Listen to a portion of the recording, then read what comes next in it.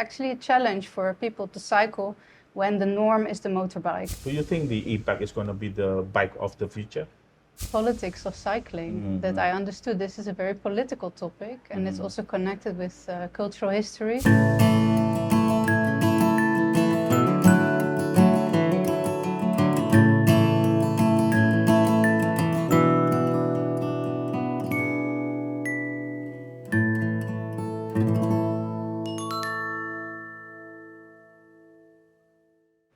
Halo Sobat PolGov, perkenalkan nama saya Bayu Dardias. Pada kesempatan PolGov Talk kali ini, kita akan membahas terkait dengan politik dan sepeda. Sepeda pada masa pandemi sempat menjadi tren yang luar biasa di masyarakat. Semua orang, semua usia berbondong-bondong membeli sepeda dan menggunakan sepeda untuk berbagai keperluan, mulai dari transportasi sampai rekreasi. Nah, setelah pandemi berakhir, bagaimana tren sepeda ini berlangsung di Indonesia? Bersama saya telah hadir Asisten Profesor Sanderien Verstappen dari Department of Social and Cultural Anthropology University of Vienna yang selama beberapa waktu ini mendedikasikan dirinya untuk melihat komunitas sepeda di Bandung dan Yogyakarta. Pada kesempatan kali ini kita akan membahas bagaimana sejarah sepeda di Indonesia, bagaimana dampak sepeda bagi kehidupan masyarakat, dan ke depan apakah sepeda bisa menjadi alternatif transportasi di masa depan? Karena dalam kacamata penemuan manusia modern, sepeda adalah satu-satunya temuan manusia yang paling sedikit dampaknya bagi lingkungan. Hello Sanderien, how are you? Hi Bayo, I'm fine, thank you. Thank you for having me. Yes, thank you very much for coming to Jogja. This is the hot season now, and maybe in Vienna it's quite cold, but it's also hot. Oh, it's also hot season. Yeah. Okay. So you are researching about bikes. Why is this interesting for you?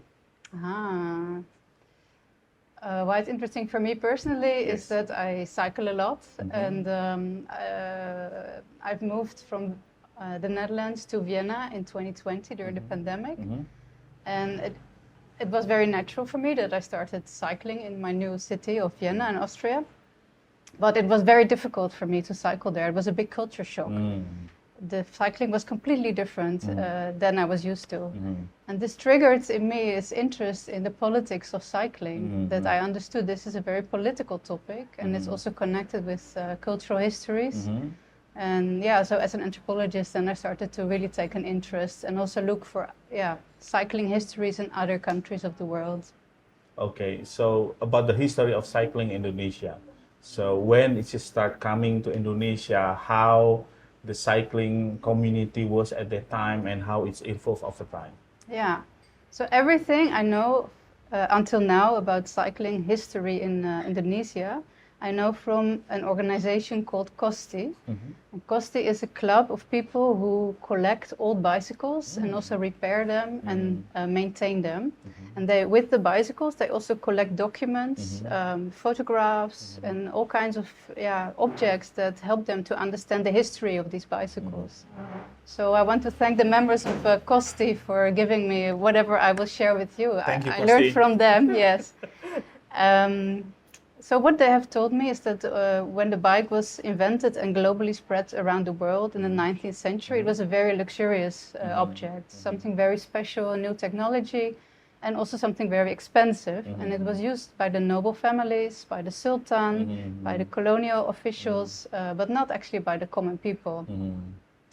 This was so the common people walking and the noble people using bicycle as part of their identity.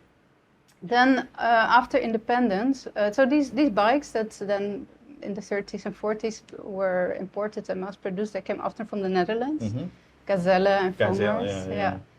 After independence, what happened was that more Chinese bikes were imported and more diversity of bikes and also bike brands and bike types, and the bikes became cheaper. And then you see a democratization of cycling, and more people use the bike. And also use the bike for transport, for everyday transportation. Okay. Is there any special role of bicycle during the independence? Yes. One very interesting story that I heard about was that in the independence movement, the bike was used They have in the steer, if you have a steer of a bike, if you take the handle off, you can put something in the stang, in the stang. We call it stang as well. Yeah. And so they put maybe some secret documents in there and cycled, and they could not be traced. So it was a very interesting use of the bike. Yeah, it's one of the use of the bike is to deliver information, secret information during the revolution. Wow, absolutely. That's quite interesting. Yeah. So what happened after that? What happened after the Chinese bicycle, the Phoenix brand, I think Butterfly, come to Indonesia? Yeah, so at some point the Japanese started to, or there was more importation of Japanese motorbikes. Around the 70s, the motorbike started to become a new status object. So it was no longer the bike, but it was the motorbike. And of course, people kept cycling after that, but the rich started to buy motorbikes. The exact turning point people seem to disagree about. Some people have said that even until the end of the 90s, the bike was a very common way of transport. And other people say it already started to shift, beginning of the 80s. So that I still have to find out more. But what happened in these decades is that slowly the bike was being replaced by the motorbike. As a mode of transportation or as a status symbol? First as a status symbol, and then later on when, especially after the 2000s, after the economic crisis, then the motorbike really, the use exploded, as a mode of transport, Okay. Yeah, and then when we arrive at 2020 and the pandemic, then something completely new happens.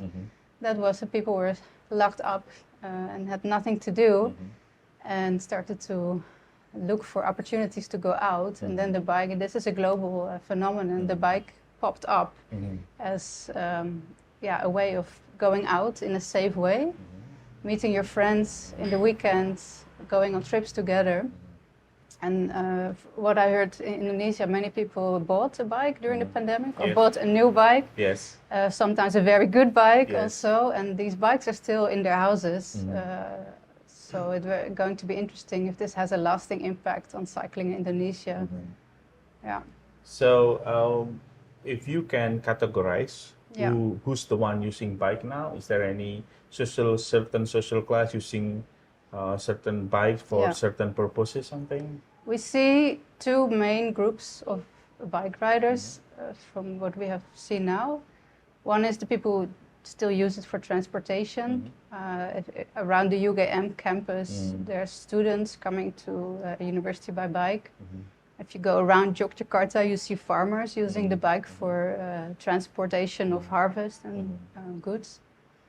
And then at the same time, you have these more sporty cyclists or hobby cyclists who often cycle in the weekend, and they often belong to the middle class or So cycling is returned as a part of the social symbol as well, the social status for those because the new bikes are quite expensive, some of them. And some of them are also imported, like the Brompton folding bike and things like this.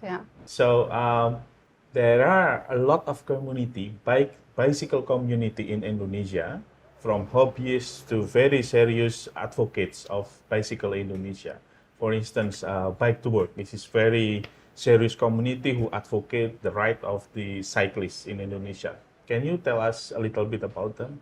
Yeah, I've been lucky to speak with Fahmi Samaimi, who's the president of Bike to Work, based in Jakarta, and also with activists of Bike to Work in Bandung and in Yogyakarta. And so they are actually themselves, many of them, they were sports cyclists or hobby cyclists, and they at some point talked with each other and said, why are we only using the bike in the weekend? We also want to use it as our everyday transport. And they started to think, what are actually our challenges and how can we overcome them? And they do three things to overcome the challenges of, first, they try to make cycling more visible. For example, they organize demonstrations or art exhibitions. Activities to make people aware that cycling exists, and this is both on the street and on social media. So what is the target of this kind of art movement or demonstration? They create awareness of cycling? Or? I would say one is to target it at the mindsets of people. It's actually a challenge for people to cycle when the norm is the motorbike. Okay. And what many cyclists experience when they start to use the bike for transport is loss of social status, or very serious questioning, like, why are you using the motorbike? Can you not afford a motorbike? And so they're trying to challenge this loss of status, the stigma. Okay. And secondly, I think they're interested in working towards better cycling conditions to improve the infrastructure.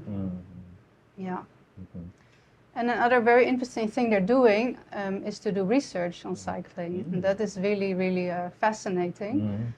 They have, for example, in Bandung, they have done a manual count. They were on an intersection in, I think, June or July in the pandemic, 2020. And they counted for 2 hours or 2.5 hours from 7 till 9:30. That's the number of bicyclists who were passing. And they counted 9,000 cyclists. That's quite great number. Yeah. So by doing their own research, they're also trying to make cycling more visible. They also keep track of the number of accidents involving cyclists by calling each other, by knowing if there's an accident, they make a note and they keep this record. And some of their data has actually made it into publications about cycling as well. So academic publications. Very interesting, What about do they advocate for the more government support on the policy of the cycling lane, for instance, like in developed countries? Yeah, but I don't have an example, concrete example yet. So Yeah. So there are Yogyakarta mayor, previous Yogyakarta mayor. They create a program to ask the civil servant to cycling to work. Yeah. So that's part one example I know about is in Jakarta. That happened, I think, a few weeks ago. That they did a calculation.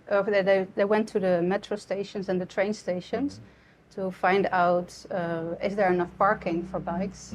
They made a record of that, and then the next step would be to call up the owners of these stations and to ask for better improvement, better facilities.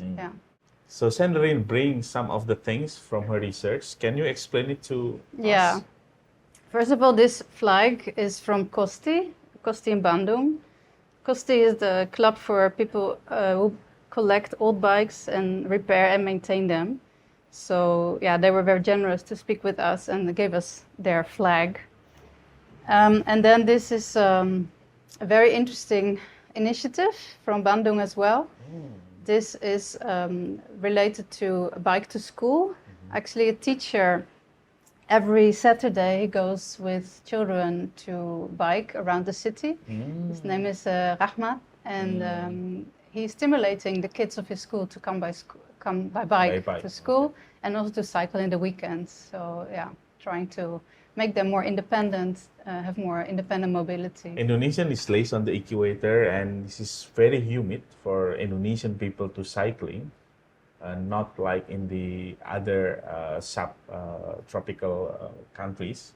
So, do you see this climate condition affect the cycling in several countries that you research? Yeah, this is a very important question. Because most cycling research that exists focuses on Europe or, let's say, countries with a moderate climate. We have much less research about cycling in tropical or subtropical climates.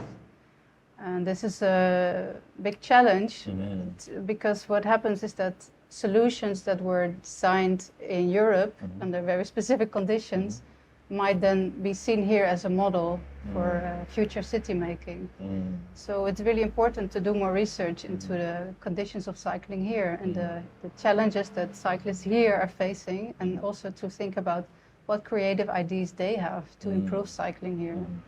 And this might lead to very different ideas about what the city should do to improve cycling.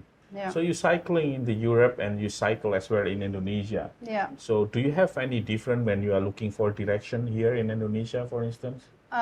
One very big difference is that on Google Maps, which I use to navigate when I cycle, there is no option for cycling in Indonesia. Yeah, only motorbike, car, and walking, right? Yeah. And public transport. This is a big challenge for me when I cycle here, because I want to find the small. I prefer not to cycle on the main roads. I prefer to cycle on the narrow lanes. So I put Google on pedestrian. Okay. This leads Google to tell me where to go and where it's good cycling. But there are then fences that you can easily pass as a pedestrian, but not as a cyclist. So I've had to carry my bike over the fence to continue my journey. Oh, okay. Yeah. This is a big challenge for Big cyclists in Indonesia. Yeah. They have to know the route. Yes, yes. If they don't know Before the route, cycling, it's a challenge. Yeah. So this is for Google. You put the cycling on the symbol. Okay, so you have a lot of experience and reading about cycling. Is there any academic community who concentrate specialty on the cycling? Yes, there is a growing community of cycling researchers. This, I think, has grown a lot because cycling is growing in popularity in general, but also because of the urgency of the topic, because the underlying driver is that we need to get rid of motorized transport. We need to reduce CO2 emissions, and cycling is one of the possible solutions to help reduce our dependency on the car and the motorbike. So more and more researchers are involved in this. I visited some conferences now. And what is the debate there? It's a very interdisciplinary field. Oh, okay. And I'm an anthropologist, and I hear presentations of civil engineers or urban transport planners.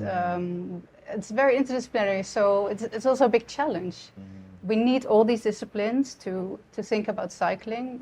One discipline is not enough, but I need to learn language to communicate with people from other disciplines, and this is, I think, for all of us a challenge in cycling research.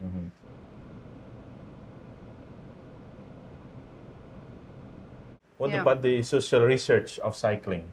The development and the debate, and what's need to be done in the future? Yeah, so as a social scientist, or taken from an anthropology perspective, one of the, I think, urgent contributions that we can make is to think about the variations that exist in cycling. That means variations between Europe and other climates who have very different challenges, but also variations within, for example, Indonesia, between different classes who have completely different bikes and also different ways of using the bike, and also thinking about gender. And maybe also across ages, across different level of age. Yeah. Because there's cycling is quite popular during the primary school age, and then lower popularity when it's grow up. Is that is also important? Yeah, and I'm also very interested in elderly people. I see actually quite a few elderly men cycling here in Yogyakarta, and I'm very curious. I haven't spoken with them yet, but why they cycle? How they cycle and their perspective. Also because they have seen Yogyakarta change. They have seen that only a few decades ago it was normal to cycle, and now they are struggling with traffic probably. So I haven't talked with them yet, but I'm very interested in the older people's perspective. From your cycling experience in Yogyakarta and Bandung, what is the response for other people who using motorbikes or car? Do they give lane to you, or they? Yeah, so far so good. So far so good. Yeah. No accident whatsoever. No, not yet. No. So there's a growing selling of electronic bikes in Europe and also in other areas of the world. So in Europe, I think, if I'm not mistaken, they already offer sales the traditional bike. So do you think the e-bike is going to be the bike of the future? Well, the opinions are divided about the e-bike. If you look at it from CO2 emission perspective, it is a fantastic contribution because people can cycle much further. They can also cycle in more convenient way. I can imagine for a city like Yogyakarta, and I already heard that some people are using it, especially if they have to go up the hill and want to cycle to work. So it's definitely going to expand the range of cycling if it would be more used. But of course, there are also challenges of e-bike in terms of the sustainability of electricity and the limitation of generating electricity for the future. And some people also say that like the beauty of the bike is that you can repair it yourself. You are completely independent when you have a bike. And with the e-bike, you're making yourself dependent on technology that you cannot yourself control. And that is maybe not so sustainable for the future. So if I see the debate, it's quite diverse. It's also very diverse within Europe. So we have to see how it will develop, this conversation in Indonesia. So in Indonesia, there is no requirement for using helmet for the cyclists, and also some other accessories like lamp or other sign. What has happened in Europe? Do they the helmet is mandatory for cycling? No. In Austria it's not mandatory. In the Netherlands also it's not mandatory.